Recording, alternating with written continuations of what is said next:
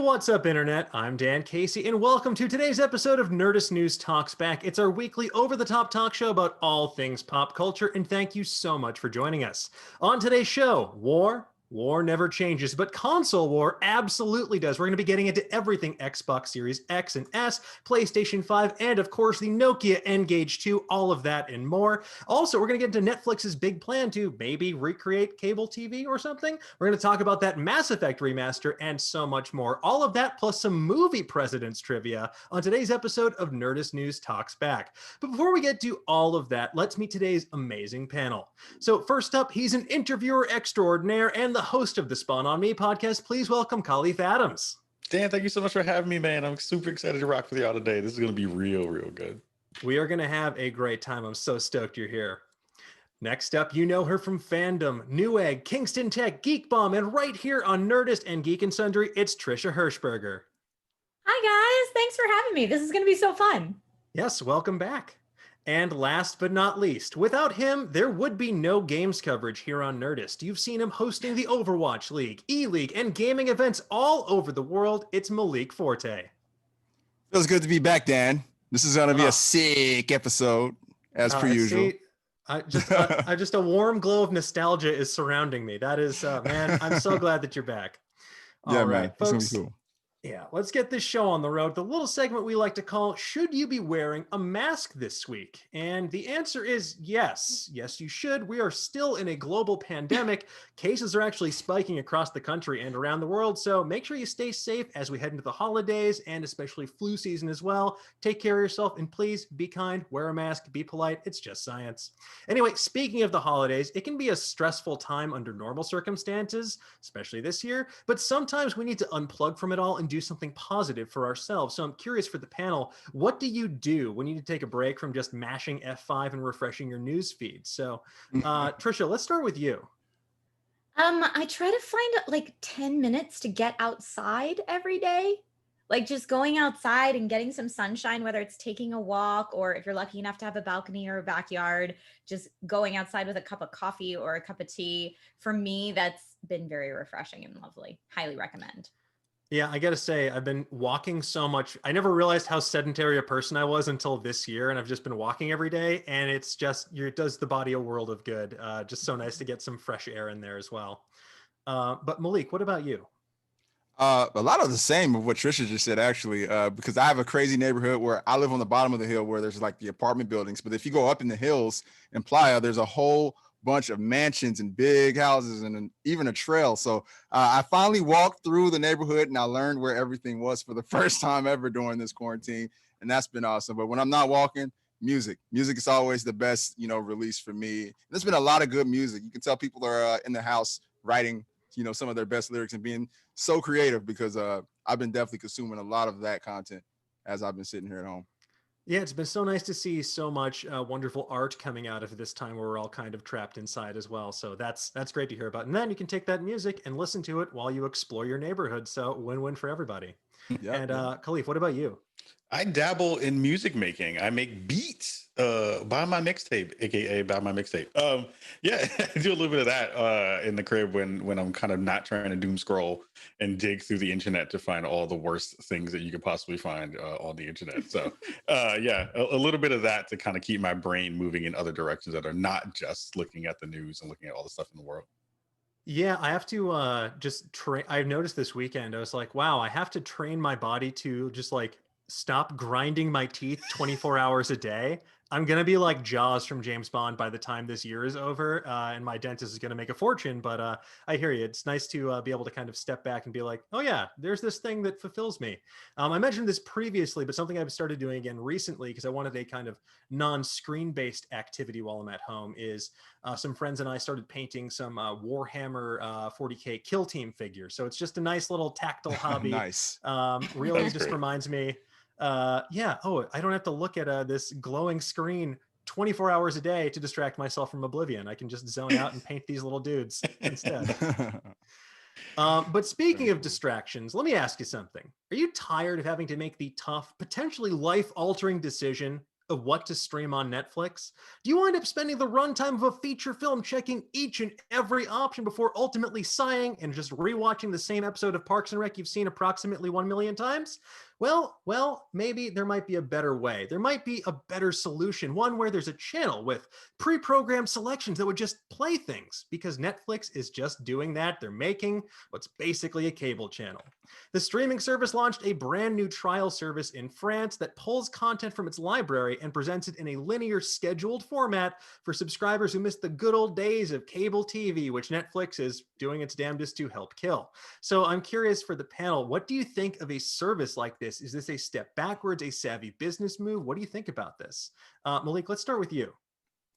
I mean, for time management's sakes, it's a great thing, because I feel like with Netflix, the Netflix originals, they drop and then there goes my weekend, because I sit there and I binge watch the entire show. I did that with Umbrella Academy. There's a ton of them I've done it with. So, having a network and, maybe releasing episodes on a weekly basis. I don't know if they're actually going to do that, but if they were to do that, I would be down for it, because then I can get some of my time back. I always feel like I got to rush to the end when they drop the entire season of a series, because if I don't, it gets spoiled for me. So yeah, I'm kind of happy with it. And that's another question too. Are they going to just show Netflix originals on this channel, or like what exactly? My guess is it's going to heavily favor Netflix originals, but I imagine they'd sprinkle in some licensed content, because to me it feels like it's designed to trick people that are maybe resistant or can't wrap their brains around using Netflix in order to watch it, because they're like, well, I can just turn this on and see what they have, and if you like it enough, you might be willing to subscribe, kind of like HBO when they ultimately rolled out like HBO Go back in the day, now HBO Max. So I think it is a smart customer acquisition tool, but it is just very funny. It's like how Amazon then turned around and made like a physical bookstore after murdering so many bookstores across the country, putting them out of business. True. So I don't know. Do any of you still have cable? Yeah, I still have cable. It's one of those weird things where it's like I'm still waiting for the a la carte version of cable. I need that more than anything else when it comes to any of this stuff, because at this point it's really sports, cable news, one other kind of like, TLC, because I need my cooking shows, and then a couple of other things here and there that I really actually pay attention to. And then everything else is just like fluff. And I'm just like, I don't need that. I really just don't need it. And you're charging me an arm and a leg for it. So I'm not excited that still having that. I have not cut the cord yet in that way, but this sounds like it's going to be fun to be able to see what this is. And this may actually help me not have a fight every other night about what we're going to watch when we have those conversations with my wife. Seeing as how we literally just today wrote on our family calendar, it's your turn to pick the damn movie. So I'm very excited at the fact that this might be a thing that we're actually going to see in the world and see how it's going to play out. I just don't know, though, if the algorithm is going to pick correctly for me. And I think that's the one thing I'm a little bit worried about, because the top picks for Kahlief are not top picks for Kahlief right now. They're decent. Recommendations are horrible. Oh, recommendations are horrible. They are not great. So I'm hoping that they figure that part out before they roll this out in a bigger way. Yeah, it's like that period of time where no matter what you watched, they would just immediately start playing the Ridiculous Six right after, no matter what, just making the world's most horrifying double features. In the chat, we have Yo-Ho-Ho saying, I don't think it's a good idea. I think the reason people switch to streaming is because they can pick and choose what they watch. Also, there are plenty of ways you can watch. And I do agree with that to a point. I think that, a lot of people wanted that freedom of not having to get locked into super expensive cable packages. But I don't know about you folks out there, but like I am subscribed to now too many monthly entertainment services. That's probably the same, if not more expensive than cable. But Trisha, what do you think? Do you think that something like this is just like a savvy business move, or do you think that we are also just recreating cable with our kind of a la carte offerings? I mean, as long as Netflix still stays traditional Netflix, where we can pick and choose a la carte what we want to watch, and this is just something offered in addition to that, then, it won't affect me much. I probably won't watch it, to be honest. But from what I was reading about this channel is that they were primarily aiming at airing it in France, because in France, streaming a la carte services are not quite as popular or don't resonate the same way as they do here. So people there much prefer that traditional cable TV format. So for those people, I think that's awesome. For me, because it's not, from what I've read, it's not going to be an algorithm that caters to each person. It's going to be one specific like channel that just airs what it airs, and you can choose to tune in or not. I feel like that probably most of the time is not going to be what I want to watch. So I'm just cool picking it out myself, even if that means it takes me 20 minutes to decide what movie I want to watch that night. I think I'd rather have that experience than have like, I don't know, Ozark pushed on me for the 50 millionth time. I will say, Ozark, I was resistant. It's pretty good. It's not just blue Breaking Bad. It's pretty good. Ozark was dope. It was dope. I think, Trisha, I think you hit the nail on the head, though. There's a lot of people who aren't or weren't quite ready to move toward that a la carte style of viewing their content. So this kind of feeds the traditional TV watchers and, the old school TV watchers. And I know there's still a lot of them here in America. So hopefully, that is something they, allow for folks to do over here, even though they were primarily targeting France. Totally. And if you want to remove that element of choice and you like a dash of chaos in your life, they did add a feature where you can basically just hit a watch this button and it'll just randomly select something from the service. I would like to see them take that a step further where you cannot exit out of it for at least 5 minutes just to make you live with the consequences of your action. I kind of love that though. I remember the I'm feeling lucky button on Google, when it was just like, just take me somewhere and just let me know where it's going to wind up dropping me off. I kind of love that. I'm sure this will answer all my questions. Yeah. Oh my God. All right, let's leave the realm of Netflix behind and move to a very different galaxy of content. Now, my name may not be Commander Shepard, but this is definitely my favorite bit of gaming news on the Citadel, because after months of speculating and recalibrating, BioWare announced over the weekend on N7 Day, the annual celebration of the Mass Effect franchise, that they're not only making a Mass Effect Legendary Edition, remastered versions of the OG action RPG trilogy, but they're hard at work on a new entry for this series. So, my question to the panel is, what do you think of this news? Are you going to replay the series? And why do you think that this is such a resonant franchise? So, Trisha, let's start with you. Sure. Well, I'm definitely going to replay the series when it comes out remastered. So I was very excited about that announcement.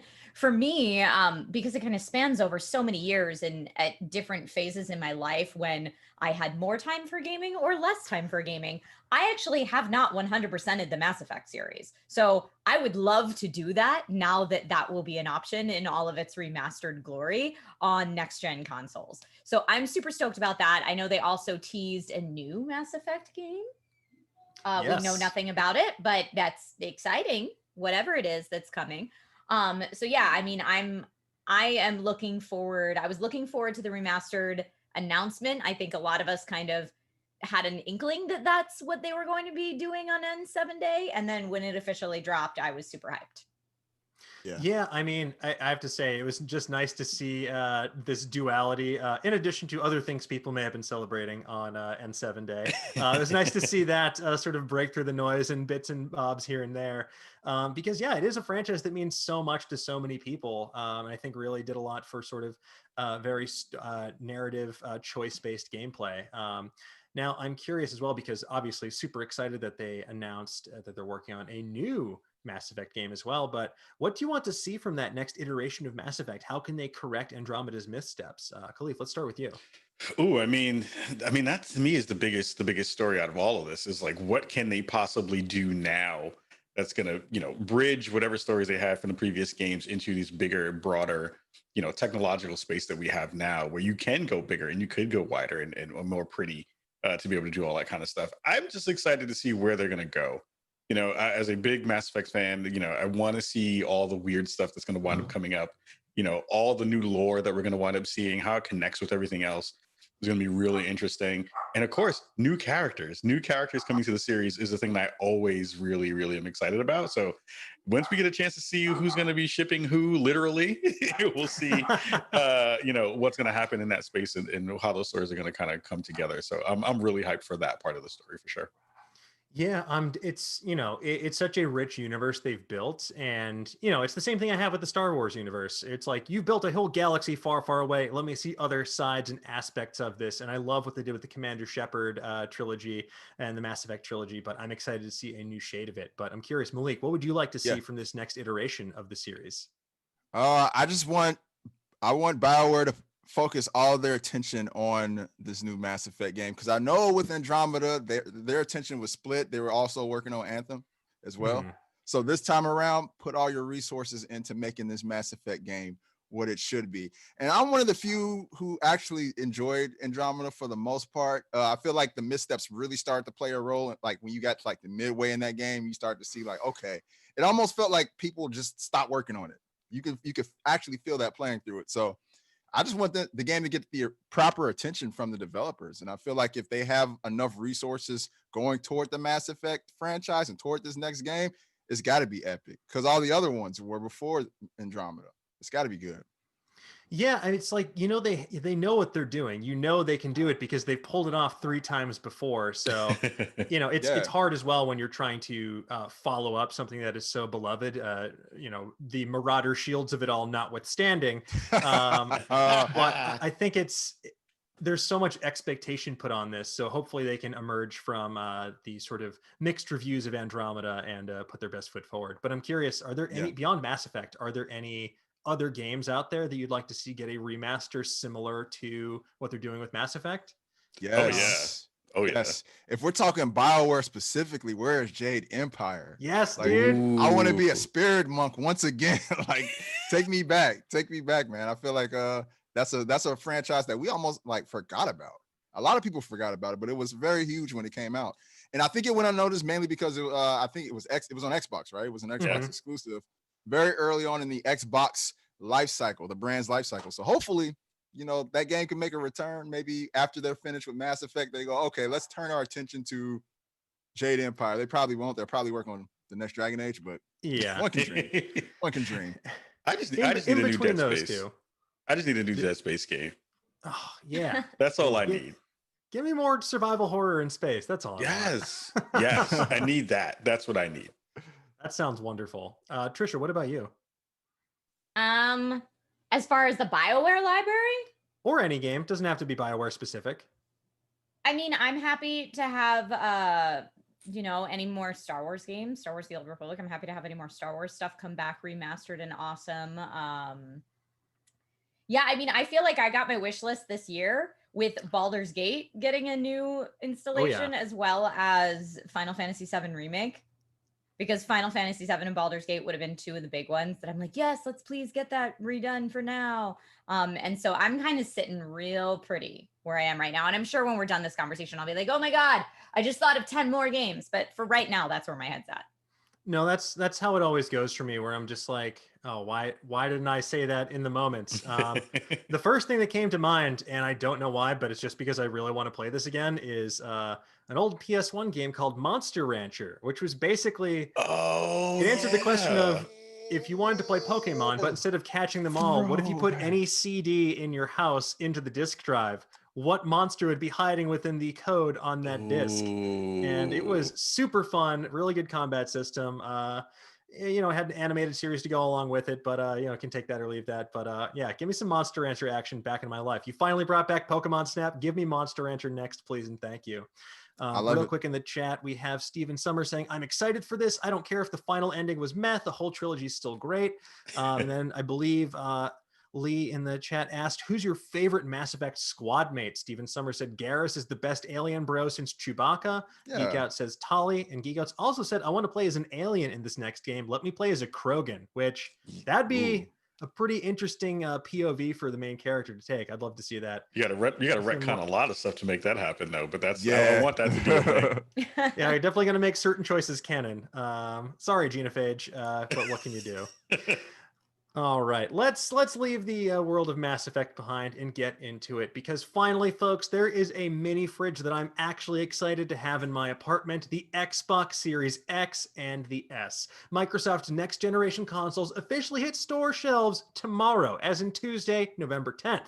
Now, with this, the next generation of console gaming begins in earnest, and the reviews are out. You can read or watch my review of the Xbox Series X on Nerdist.com, but I want to get into it with my panel. What are your thoughts on the Xbox Series X and S and how they stack up, especially to the previous generation of Xboxes? Are these things next gen enough? So, Trisha, let's start with you on this.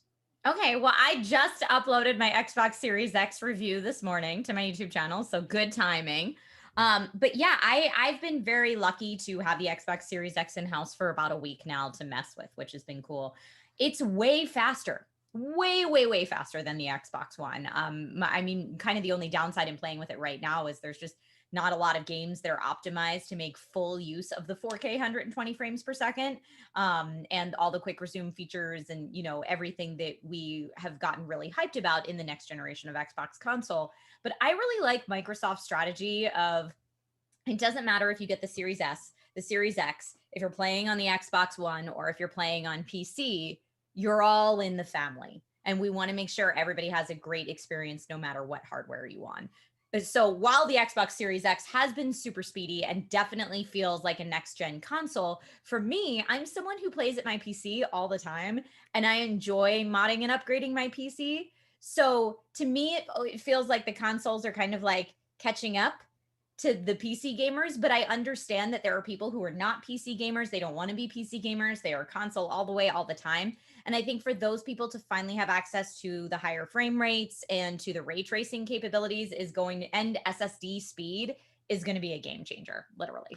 Yeah, I think that's a great point. It is bringing console gaming to a point of relative parity with PC gaming. It's the closest thing you can have to PC gaming in your living room without physically moving your rig next to your television, which always just, anytime they're like, oh, you can do this with your Steam machine and just put it in, you can play whatever, you can play Dota on your TV. And I'm like, don't remind me about no. the Steam machine.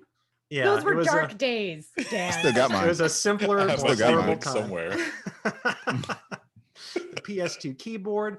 No, but it is nice to see that they are like, I think the biggest difference is just how fast everything moves with this. But I'm curious, Kahlief, what's the most impressive aspect of these consoles for you? Well, first of all, I have to high five Trisha from across the internet. Bow. We both got our reviews out today. Yes! I got them bad boys out.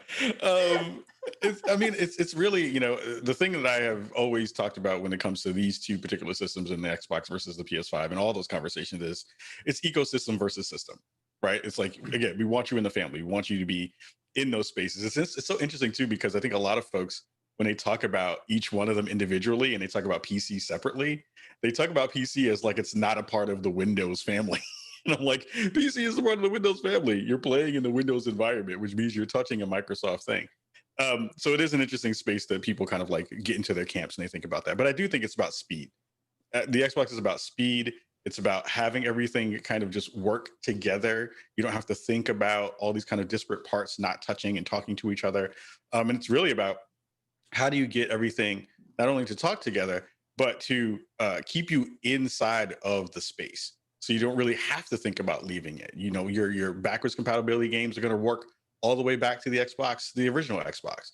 You know, are you going to have Game Pass in that space to be able to get games pretty much day and date when they drop? Yes. You know, how you want to talk about the new controller in that way as well too. It's like a small thing, but you know, the grips on the controller are really, really nice. It makes that feel like a premium part of the device.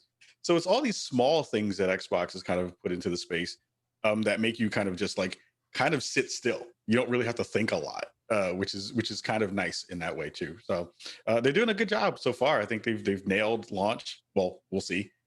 But they're nailing, you know, getting things into people's hands and letting them experience it, and giving people the idea that you don't have to worry, which is actually pretty nice when it comes to a new console coming out.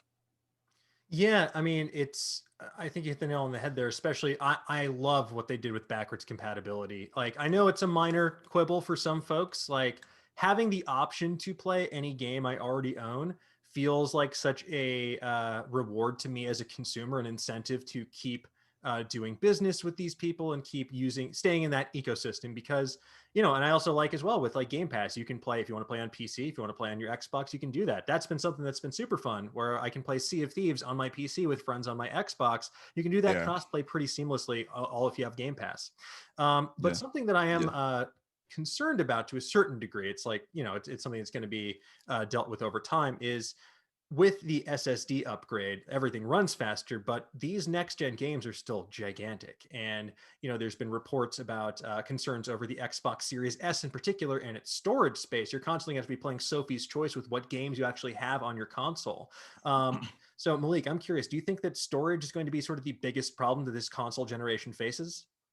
One of the couple definitely. Expandable storage is going to be huge, especially with the fact that you're not going to be able to play these games off of external hard drives like you could before. You could load your games up at most from the hard drive, and that functionality hasn't even been implemented yet. So I feel like that's going to be a huge issue, and it sucks because like you want to get these games like Call of Duty, and you want to play it in all its glory with all the polishing and all the features and all the technical aspects of it, but you can't do that. If it's taking up your entire hard drive, you only have 3 games on your hard drive essentially with most of these. So yeah, I think that's going to be something huge. But I don't think that's the hugest issue though. To me, I feel like the hugest issue going into this gen is third-party developers and how they utilize the hardware.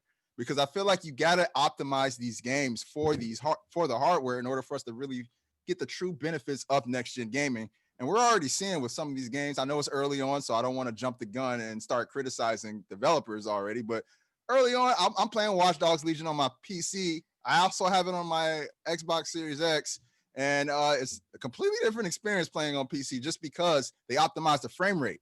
And so I think that needs to be across the board. Like if we see the same level of support and optimization that we're seeing on PC as we're seeing on these consoles, then I'll be happy. But I feel like since it's kind of left in third-party developers' hands, it's going to be kind of hit or miss for a lot of titles. Yeah, it's also challenging because there's so many of these that so many people do not have a 4K television. They can't necessarily take advantage of the full capabilities of the console. And developers too, they still have to bear in mind there is a gigantic million-strong audience of current gen console gamers who have the Xbox One, who have the PlayStation 4, who aren't going to upgrade anytime soon. And it's for at least the foreseeable future, they're gonna have to keep producing games for both platforms. We're gonna start seeing some more next gen exclusive games, but for now they kind of feel far and few between. Like the idea of a true exclusive for any of these consoles feels almost non-existent. And that's also been one of the complaints I think that I've seen about Xbox Series X compared to the PS5 is people are saying the Xbox Series X has more games you can play, but the PS5 has more exclusives. But now, Malik, you shared a very interesting article this morning from Bloomberg about how Xbox is looking to purchase more first-party studios in Sony's home turf of Japan. So are we going to see Square Enix be an Xbox exclusive anytime soon? I mean, hypothetically, it could happen. They could purchase a Capcom or a Sega. Actually, seems like the more realistic, first or third party that they would absorb. But I mean, at the end of the day, I feel like we're going to see some exclusive games come out on Xbox down the road with all the moves that they've made over the last several years with them acquiring the studios like Obsidian and Ninja Theory and ZeniMax, which is Bethesda essentially. They have a lot of firepower. They have a lot of good studios, under their umbrella now that they can actually have some good exclusive games to tout moving into the future. So I think that point you can make it about the PlayStation 5 now. Can you make it in a couple of years? Who knows? It remains to be seen. Yeah, I think that's a great point. It's also nice to see that Xbox is really committing to investing in very solid first-party studios because Sony has their own raft of excellent studios as well. But it's nice to see these developers really put money into the games first and foremost. Because let's face it, we're not just buying this to watch Netflix; we're buying it to play games. Like we want to sit on our couch and just be a couch potato and play some video games. But I'm curious, what do you folks think the Xbox Series X and S need to do to succeed in the long term? So Trisha, let's start with you on this one. I don't know that that's even the race that Microsoft is trying to run, to be honest. I don't think they care if you buy a Series X or a Series S. I think they want you in that Game Pass ecosystem. And acquiring those first-party devs is the way to do it. It's a great strategy to do it. The more you can bring in those beloved franchises and release new exclusives that are not necessarily Series X or Series S exclusives, but Microsoft exclusives. So again, whether you're a current gen, a next gen, or a PC gamer, you have access to that. They just want you in the family. So I don't know what they should be doing to sell more of these, but I think they kind of don't care right now. Whereas PlayStation and Sony are running the race the way we're used to it being run, where the winner is kind of determined by who sells more units, who sells more consoles at the end of the next gen console launch. And Microsoft is like completely just trying to change the game. I can't comment as to which strategy I think is going to be better in the long term, but it's fascinating to watch as someone in the industry. Yeah, I have to say it's definitely a sort of divergence from what we've seen previously, where it's always about that next generation of console.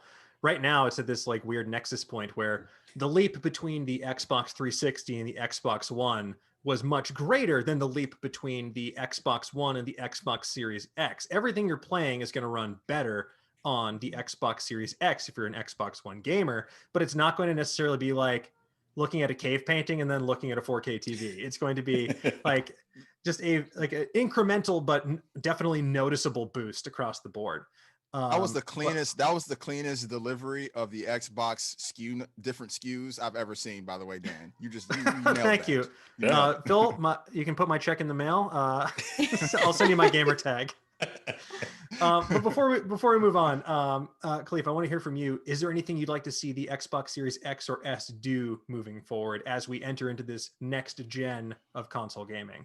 I mean, honestly, I think that this is going to be a generation of details, right? And I think that that's going to be the thing that brings anybody to the Xbox platform to say, like, this is going to be the place that I stay. I do think it's still going to be one of those, where are all my friends currently playing?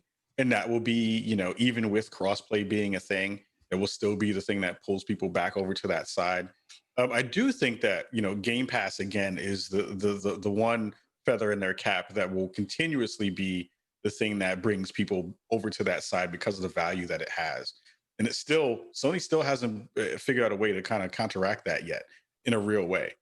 So we'll see that still be what they're going to do. And they do have to bring out some big guns with some of these studios that they pulled into the fold. I do think that Bethesda pull is going to be the thing that at some point is going to pay big dividends for them moving down the line. So we'll see what happens with that. Starfield might be the best thing that comes to the planet. And if, now that we know the planet's still going to be here, but we'll see what winds up going in that direction.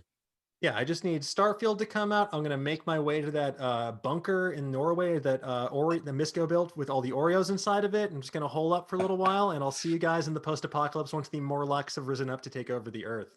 But let's move on from Xbox for a moment, because not to be outdone by its X-ier, boxier competition, the PlayStation 5 is also dropping this week on Thursday, November 12th. And with it, it'll come the most gigantic console I've ever seen inside of my living room.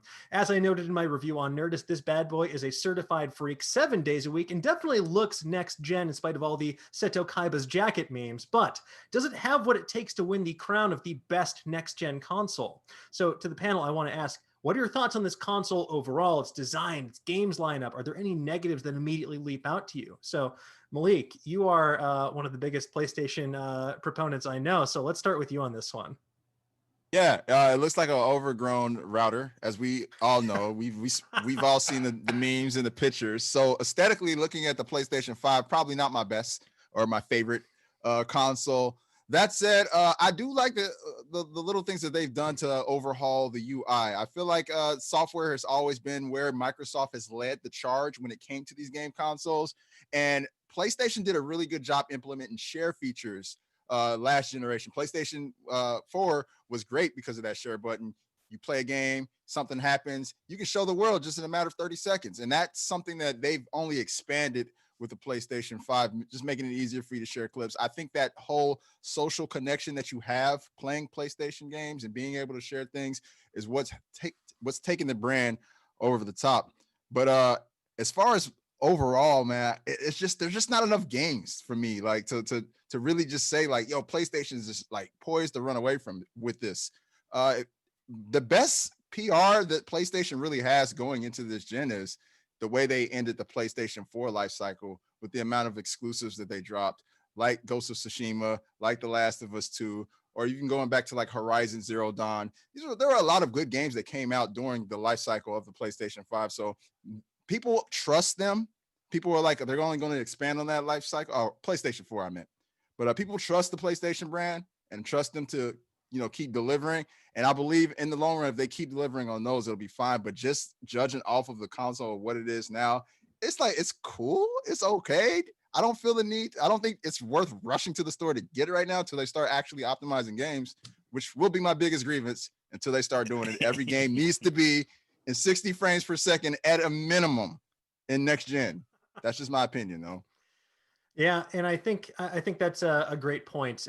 Definitely, there's some great titles that are coming to launch. Like you can play Bug Snacks, you can play Spider-Man Miles Morales. There's definitely stuff you can play, and even some last gen games that most of which I believe will have been optimized through the PlayStation Plus collection, which is their attempt at offering a similar offering to Games Pass, although not as robust. But I do think that they're relying a lot on the promise of games and exclusives to come because you have Horizon Forbidden West, the follow-up coming next year. You have a new God of War in the works, and I think they are banking on people expecting the same level of satisfaction they experienced with the PS4. And also, it does not sound like a jet engine any longer, which, thank the heavens, no longer like a chorus of tugboats playing the Inception noise. It's a nice quiet machine. Mine was making a little bit of noise when I put a disc in, but I figured out that I think it was just not positioned properly on the stand, or maybe it was just how it was sitting in my entertainment console. So definitely something to watch out for. But I'm curious, what do you think the biggest challenges ahead for the PS5 are, Trisha? At keeping up with those exclusives. I mean, for me, for example, I haven't had hands-on with the PS5 yet, so I can't speak to a personal experience with that console, but anything that they've announced so far that's available for PC, I'm just going to play on PC, which leaves me sitting here being super sad faced about Spider-Man Miles Morales and Bug Snacks, as far as I know. But at least I know Spider-Man is available on the PS4. I won't be looking at it as beautifully as I could if it were on PC. Sony, please come on. But I mean, as long as they keep those console exclusives as console exclusives, that's the only way you can play them. For me, it wouldn't be an excited purchase. It would be a begrudging purchase for that reason. I mean, what they're going to have to do, I guess, if they want to keep people there is either move more into kind of the ecosystem mentality, or, like everybody was saying, keep going with those console exclusives. If like Malik was saying, if you can match kind of the life cycle of PS4 and the exclusives they dropped there and how awesome they all were, then that's a reason to get people into PS5 and needing to have the PS5. Yeah, I mean, that's definitely going to be a hurdle they need to overcome. And I could also see them pulling something where you can only play Spider-Man Miles Morales on Sony Vio laptops like they feature in any Sony movie, instead of the rest of that PC ecosystem. But, I do think that it's a good start, but I want to see more from it. It's hard to say that either of these are necessarily a day one purchase right now. They're both going to be sort of night and day from what you're playing now, especially if you're a console gamer and you want that faster experience, like Spider-Man Miles Morales, for example. My review goes up later today, but like, you fast travel in that game, it's preposterous. You blink and you are halfway across New York City. It's truly fast travel for a change, and not like like a whole legion of people who write loading screen tooltips are going to be out on the street, like with a little cup being like, please, I'll give you advice on when to press X and what you should do in this township. But yeah, it's definitely interesting to see. But I'm curious, what are your thoughts on this console and sort of like smaller scale design improvements? Like I saw someone in the chat, Loop, saying, I'm a big Xbox fanboy, but just going to get the PS5 because I kind of want to play God of War 5 and feel the haptics. And I think the haptics in the DualSense controller are a massive improvement. See, Malik's showing that one off right there. But Kahlief, I want to hear from you. I saw you put up a video recently about this, so I want to hear your thoughts on these sort of like design implementations and upgrades there. Yeah, I mean, we dropped our PS5 review today, so check that out. But I think that that is the actual biggest thing that they have going for them right now on the Sony side. Is it's all DualSense, DualSense, DualSense. Like, I think that is going to be the thing that is the actual, price for admission that you're going to be playing and seeing if, again, towards Malik's point about like third-party development and how people actually implement those parts into the DualSense for their particular games is potentially something that we could see that changes the way that you play games and the way you think about them on that system. And I don't think Microsoft has a counter for that in an actual way, which I think is going to be really cool to see, one, from a Sony perspective, to see how they do that with their first party titles, but also it's going to curate a different and kind of weird separation, not only for consumers, but for folks like us in the industry too. Like, I know at this point when I'm asking people for codes to review things, I'm like, do you have any DualSense integrations into this game? And a lot of times they can't tell me yet because it's embargoed, or they just don't know yet, or the devs haven't said yet, or it's something they kind of want to hold for, for launch. So that's going to be a big thing to see how how that kind of gets implemented, how it kind of works. And the other part of that really quickly I want to share is DualSense stuff is really subtle. It's not a thing that you see that's like mind-blowingly different in some ways, but in others, it absolutely changes the way you think about how you hold your controller, how you are going to interact with the game itself. There are some aha moments that happen in Astro Boy that totally changed the way that I thought about this controller and what the Sony PlayStation ecosystem is trying to do, in a way that made me say, oh, I understand why you did this now and why I should be spending money for it. So it's a thing for people to when they get in their hands, to be able to check out and make sure that they actually like pay attention to. But it's going to be subtle at first. I think you don't pay attention to because your mind is focused on watching the game. So lots of cool stuff coming in from a tech standpoint on there and for them. Yeah, and the thing that I immediately noticed when I was unboxing it is I was like, wow, this controller is like heavy. It feels expensive, like almost more expensive than the console itself. It was just like, wow, it reminded me of I don't think this is the case, when they allegedly put like aluminum into Beats by Dre headphones to give them a premium feel. This thing feels like a premium tech product. You're like, oh, I need to find a backup controller to throw through my TV when I'm playing Demon's Souls. I don't want to break this one. It seems too nice. Would anyone who's been hands-on with it say that it's heavier than the Elite Series 2 controller? Oh, I actually have both of them right here. Let me see. It's a little heavier. It's a little heavier. Yeah, it's a little heavier. Yeah, it's a little heavier. Yep. I mean, the Elite Series is a hefty controller, so that's saying something. Yeah, I'm infinitely worried about dropping this controller. Yeah, I'm worried about I'm seriously worried about dropping this thing at all. I knocked it off the arm of my couch for the first time, and I was like, oh no. I had like a real moment of panic where I was just expecting it to be like broken like a nice vase, but no, it's pretty durable. Don't worry, but don't try and test it. Someone asked me on the review is, will this thing blend? And I was like, there's not a blender big enough to put the PS5 into. What are you talking about? I need to go find like the chemical factory where they made the Joker if I wanted to do that. But yeah, I think that just to wrap things up with the PS5 before we move not backwards in time, but parallel in time. I'm curious, at face value between these two consoles, is there one that you're leaning towards? And I want to ask this to each member of the panel, just from a like sort of day one perspective. If you had to, like day one, you have to buy this one or that one, which would it be? So Malik, let's start with you.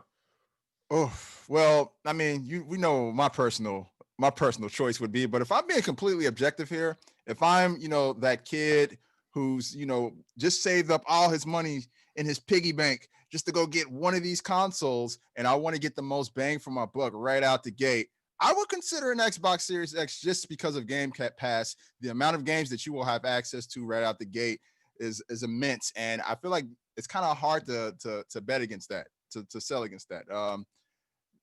Xbox Series X would probably be like day one. I feel like the more appeasing console between the two of them. Long term, PS5, because those exclusives. We know they're coming.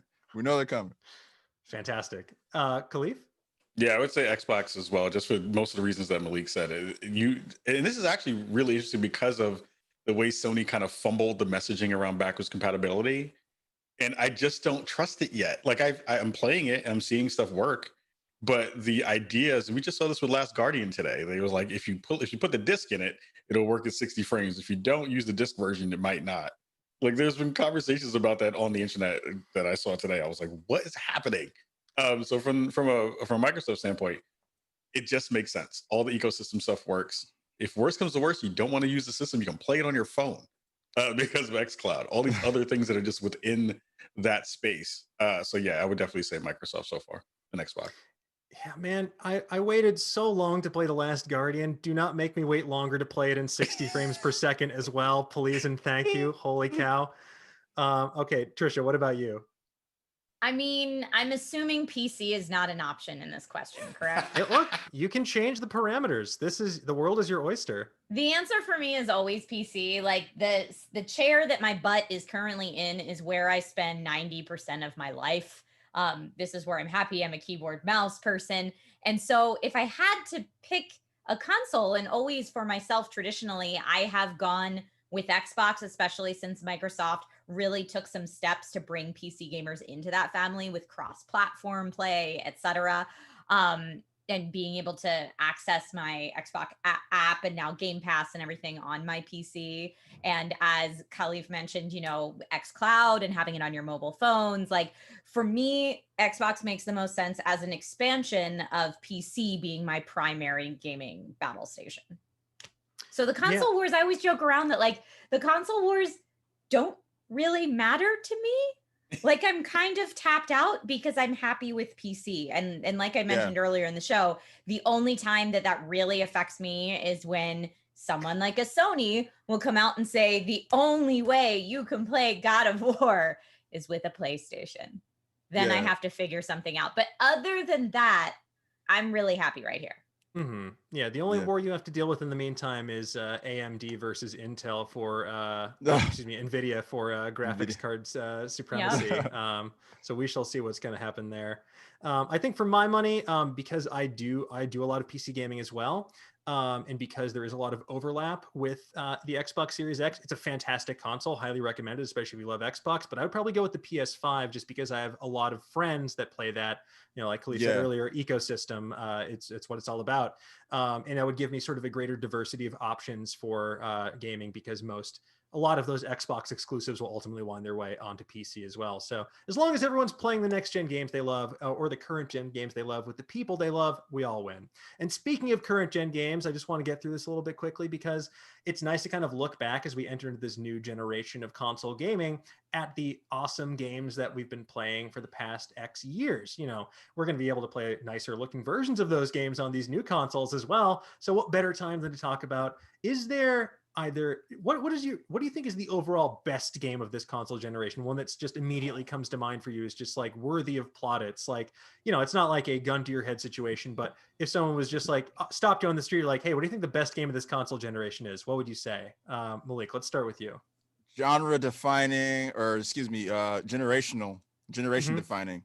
I would say would be for me Horizon Zero Dawn. That was kind of the game of the generation for me.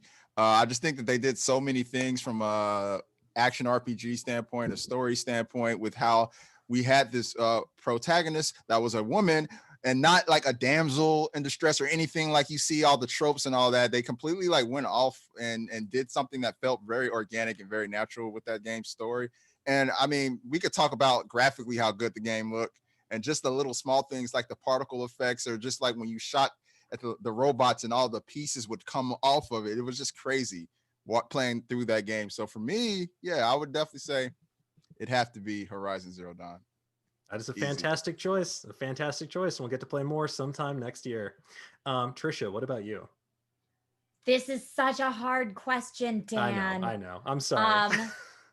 I am torn. I'm torn between a million. But I'm going to give it a 3-way tie to Last of Us, God of War, and Control. Control is like the sleeper hit on my top all the time because Control I really loved, not only for the story and the world building, which I think they did fantastically. I love Remedy games. I love what they do. And this was kind of Remedy being as Remedy as possible. And I loved it. But also just the implementation of ray tracing. It was one of the first games that really made use of ray tracing in a way that people played it and thought, oh man, I get what the hype is about. And it ran well on PCs. And, it's interesting now seeing how different not only consoles are tackling running this game, but also streaming services. A lot of streaming services are trying to run Control. So seeing, what settings they have to be at and how that's optimized for that has just been fascinating to watch. But all three of those games, I think from a story perspective, from a emotional impact perspective, and just from a brilliant game design perspective, have all been awesome. And don't make me choose between them. I will not make you choose any further, but those are all excellent choices. Kahlief, what about you?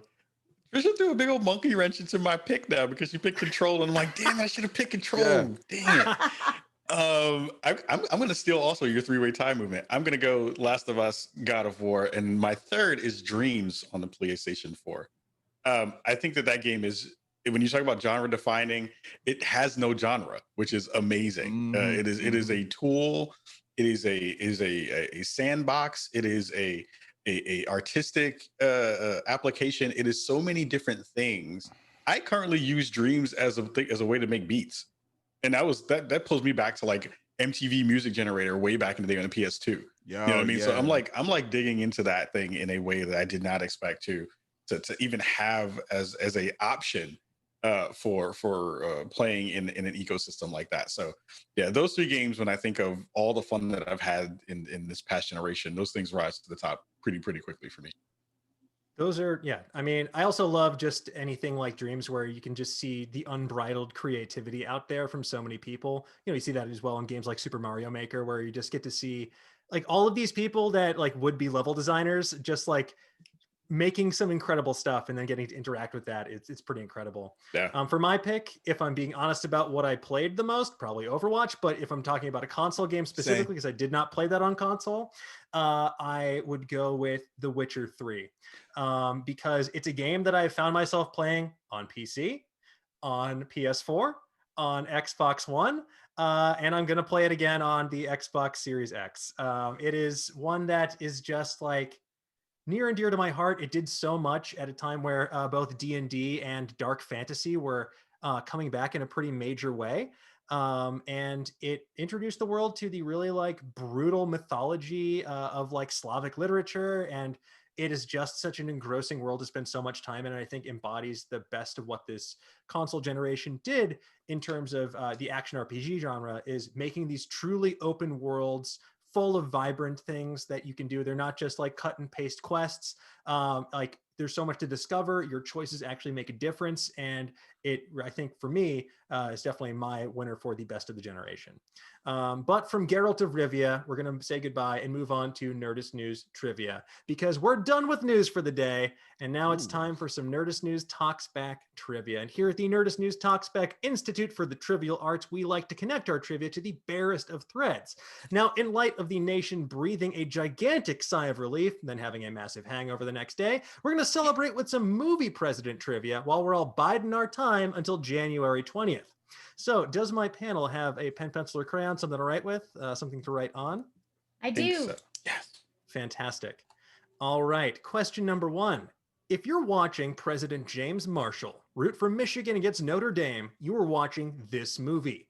Is it A, The American President, B, Air Force One, C, Primary Colors, or D, Head of State?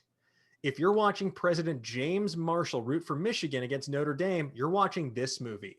A, The American President, B, Air Force One, C, Primary Colors, or D, Head of State? I'm gonna go with, what was primary? Am I supposed Primary to say it, or Colors you want is me to? number. You can just write it down and show the camera, and I will. All right. Yes, that's me. Oh, All right. my. I don't have paper. Maybe you can see that. What do you go with? It's A. A. Unfortunately, the answer is B, Air Force One. I'm sorry, folks. No. Yes. That's the Thank truth.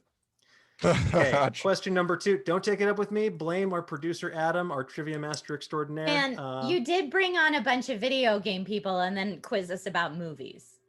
Yeah. Hey, you know what you can watch on the Xbox Series X and the PlayStation 5? These movies. And don't worry, there are some video game questions in here as well. So hold on. I love it. Hold your horses. Now, this one's a bit of a journey. Which actor has been in 2 films where he plays the president and a person who pretends to be the president? Is it A, Morgan Freeman, B, Sigourney Weaver, C, Kiefer Sutherland, or D, Kevin Kline? So which actor has Ooh, been in I got that one. films where he plays the president and a person who pretends to be the president? Is it A, Morgan Freeman, B, Sigourney Weaver, C, Kiefer Sutherland, or D, Kevin Kline? I got that. I got that one. I know that one. Fuzzy phone. What's your answer? What's D. the D? The answer is D, Kevin Kline. Ah. I was wrong. Yeah. I thought it was Kiefer. No, in Wild Wild West, Kevin Kline plays Ulysses S. Grant and Artemis Gordon, who pretends to be Grant at multiple points. And in the movie Dave, he plays the president and a lookalike who replaces the president after the prez has a stroke during an affair. So Wait, so Kevin Kline. it was Kevin Kline? Yes, you were correct. Wasn't Sigourney Weaver in Dave? I believe Wasn't she in a so. movie where someone was, besides the faking of the? I thought they were in a movie together where that was happening. Anyway, sorry. Yeah, Alien feel 5. like Yeah, she is in Dave. She is in Oh, Dave. okay. I watched something recently with Kiefer Sutherland being like a pretend president, or no, I think he was like the next Designated Survivor. I think that's Yeah. it. Yeah. That's probably what I thought about. Okay, yeah, You got incepted by the log line of the show. All right. Dang it, question Netflix trailers. Yeah, right. Question number 3, true or false? Jack Nicholson plays President James Dale, who dies tragically by being pierced through the heart in the movie The American President. True or false? Jack Nicholson plays President James Dale, who dies tragically by being pierced through the heart in the movie The American President. I'm gonna go false on that one. All right, you are all correct. It is false. He dies in Mars Attacks, a fantastic movie. Oh man! All right, I question love that number movie. 4. This one's a good one for the panel. You fight a former president on top of the Manhattan Federal Building at the end of this video game. A, Bad Dudes versus Dragon Ninja. Come on, that's B, easy. Metal Gear Solid 2. C, BioShock Infinite, or D, Mercenaries 2. So you fight a former president on top of the Manhattan Federal Building at the end of this video game. Is it A, Bad Dudes versus Dragon Ninja, B, Metal Gear Solid 2, C, BioShock Infinite, or D, Mercenaries 2? I'm not gonna look at what they put, so I'm gonna say B. You are all correct. It is MGS2. Like the Lolly Lulelo are smiling because you all got the answer correct. What a game. That's one that I'd love to play a remaster of as well, just to experience that wild ass game. Especially when a kernel starts wigging out. I need scissors 61. Oh my goodness, man. That freaked me out when I was first playing. Oh my so God. good. Same. All right, question number 5, folks. In the film Idiocracy, one of President Camacho's middle names is a soda. Which soda is it? Is it A, Surge, B, Mountain Dew, C, Sierra Mist, or D, Mellow Yellow? In the film Idiocracy, one of President Camacho's middle names is a soda. What soda is it? Is it A, Surge, B, Mountain Dew, C, Sierra Mist, or D, Mellow Yellow? I'm gonna go B on that one. The answer is B, Mountain Dew. You got it. His full name is Dwayne Elizondo Mountain Dew Herbert Camacho. Also my middle name, by the way. Wow. Oh, a proud tradition. You know. My middle name is Gamer Fuel. E-fuel. What a time to be alive that was when that first came out. Was that Halo 2 when it came out? Yeah. Yep. Wow. All right, question number 6. True or false? Bill Clinton was an unlockable character in Mortal Kombat 4 during its initial release, but was removed from new editions of the game after parents complained. True or false? Bill Clinton was an unlockable character in Mortal Kombat 4 during its initial release, but was then removed from new editions of the game after parents complained. I'm gonna say false on that one. Wrong The midway answer game. is false. Oh, He was an unlockable character in the boxing game Ready to Rumble. Yes. that's what it was. I knew he was an Yeah. unlockable character in something. NBA Jam as well. Yeah, NBA Jam. Yep. Oh man, I'm long overdue to revisit NBA Jam. I played the crap out of that on my old Sega Genesis. That was And we need Ready to Rumble to come back. Yeah, I need some more Afro Thunder in my life. That would be dope. yeah. Put Oh, that yeah, on man. put that on Oculus Quest or something. Let me get that in VR. Ooh. Yeah, that would be great. All right. Question number 7. Thomas J. Whitmore, American president, is famous for his tremendous speech and jet fighting skills in which movie? Is it A, Independence Day, B, Deep Impact, C, Escape from LA, or D, Absolute Power? Thomas J. Whitmore is famous for his tremendous speech and fighter jet skills in what movie? A. Independence Day, B. Deep Impact, C. Escape from LA, or D. Absolute Power? Going A on that one. Yeah, Okay. it's gotta be Same. A, right? You're all correct. It is Independence Day. One of the best movie speeches and movie presidents of all time, bar none. Okay, question number 8. True or false? Pardon me, my headphones are falling out. True or false? There's a video game that has Abe Lincoln and Fred Durst as unlockable characters. True or false? I know Video that game one. that has Abe Lincoln and Fred Durst as unlockable characters. True. Truth. Okay, you're all right. The Fight Club video game from 2004 has both the 16th president and the lead singer of Limp Bizkit as characters you can unlock and fight. The funny thing was Abe Lincoln didn't go rolling until after his time in the theater. Oh no, he did not have a second health bar. Question number 9. Michael Keaton is Batman, but he's also played the president. So which movie is Keaton the commander-in-chief in? Is it A, First Daughter, B, The Contender, C, My Date with the President's Daughter, or D, Olympus Has Fallen? Michael Keaton is Batman, but he's also played the president. What movie is Keaton the commander-in-chief in? Is it A, First Daughter, B, The Contender, C, My Date with the President's Daughter, or D, Olympus Has Fallen? D. A. Going A, Malik? Yes. You're correct. It is A, First Daughter. Oh, Now, that was a 2004 rom-com directed by Forrest Whitaker. So, yeah, there you go. Add that to your Netflix queues. I pulled that out my butt. I did not know that answer. 2 things I never thought I would hear in the same sentence as Forrest Whitaker and romance. Well, maybe you should watch the extended cut of Rogue One. Yo, Forrest boy. Whitaker has range. He has range. Really? He does. Man. All right, question number 10. Who plays the president in the action film Big Game, where the president is hunted after an insane terrorist shoots down Air Force One over Finland? Is it A, Samuel L. Jackson, B, John Travolta, C, Charlie Sheen, or D, Bruce Willis? Who plays the president in the action movie Big Game, where the president is hunted after an insane terrorist shoots down Air Force One over Finland?